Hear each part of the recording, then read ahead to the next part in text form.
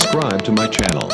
வணக்கம். அபிடிவி லைவ்ல நம்ம பார்க்க போறது நெல்லை மேலப்பாளையத்தில் ஹாஜி பசீர் அலி நினைவு கோப்பை ஐவர் பூப்பந்தாட்ட போட்டி எம்ஆர்சி மேலப்பாளையம் ரெக்ரிகிரேஷன் கிளப் நடத்தும் மாநில அளவிலான போட்டி நடைபெற்றது.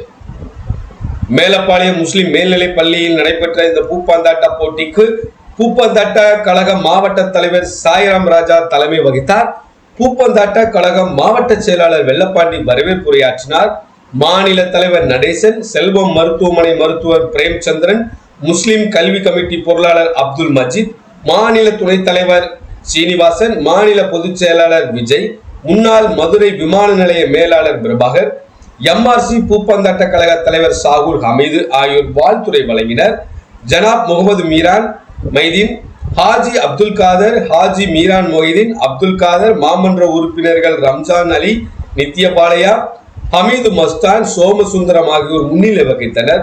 லஞ்ச ஒழிப்புத்துறை கூடுதல் கண்காணிப்பாளர் எடிசன், மயோபதி காப்பக தலைவர் ராமசாமி, மேலப்பாளையம் காவல் ஆய்வாளர் செந்தில் தங்கதுரை, ரியாஸ் அலி, ஹமாலுதீன், காதர் பாஷா, ஆனந்த் ஆகியோர் போட்டியை துவக்கி வைத்தனர்.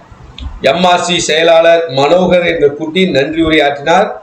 போட்டியில் வெற்றி பெறும் அணிகளுக்கு பரிசுகளும் கோப்பைகளும் வழங்கப்பட உள்ளது.